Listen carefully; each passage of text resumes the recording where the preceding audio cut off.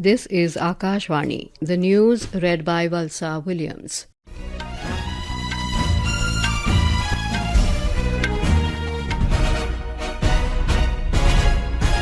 Prime Minister Narendra Modi today said India's fintech is going to ease the lives of people globally. Addressing a special Global Fintech Fest GFF 2024 in Mumbai, Mr. Modi said India's fintech adoption is unmatched in speed and scale, and half of the world's real-time digital transactions happen in India.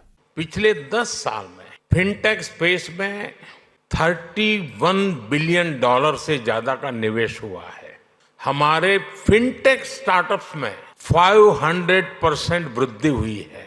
सस्ते mobile phone, सस्ते data और zero balance Jan Dhan bank खातों ने भारत में कमाल कर दिया है.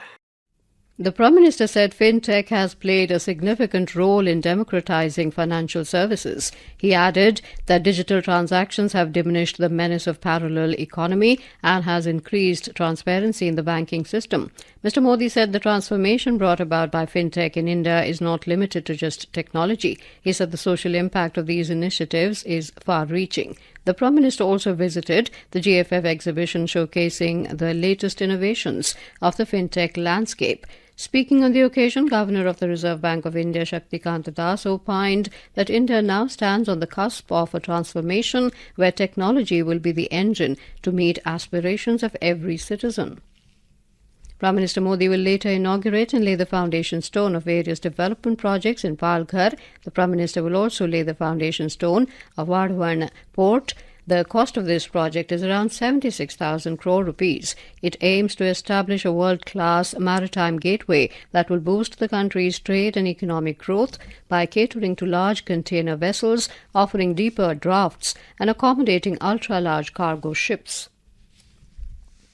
External Affairs Minister Dr. S. Jaishankar today said the era of uninterrupted dialogue with Pakistan is over, underlining that actions have consequences. Dr. Jaishankar stated this during a book launch in New Delhi. He said India is not passive with regard to dealing with Pakistan, and New Delhi will react whether events take a positive or a negative direction. India and China have decided to uphold peace and tranquility on the ground in border areas. Both the countries have reiterated that restoration of peace and tranquility and respect for line of actual control (LAC) are the essential basis for restoration of normalcy in bilateral relations. The 31st meeting of the Working Mechanism for Consultation and Coordination on India-China Border Affairs was held yesterday in Beijing. According to the Ministry of External Affairs, the two sides had an open, constructive and forward-looking exchange of views on the situation along the LAC to narrow down the differences and find an early resolution of the outstanding issues. The Joint Committee on the Waqf Amendment Bill 2024 is currently underway in New Delhi today to seek views and suggestions from various stakeholders.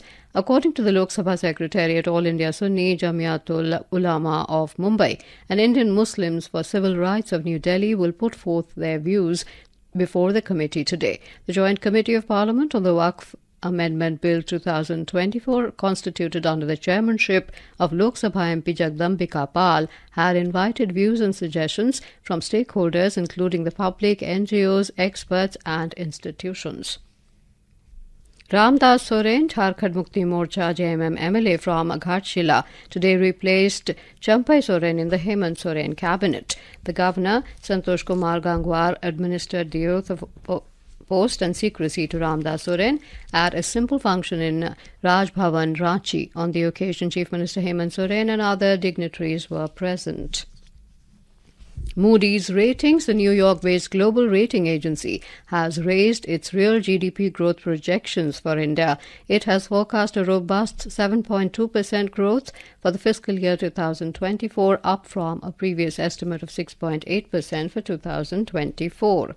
Bihar Chief Minister Nitish Kumar inaugurated the state-of-the-art Sports Academy, Sports Complex and Sports University on the occasion of National Sports Day at Rajgir yesterday. The sports complex is also equipped with the 24-bed hospital with modern treatment facilities for sports injuries.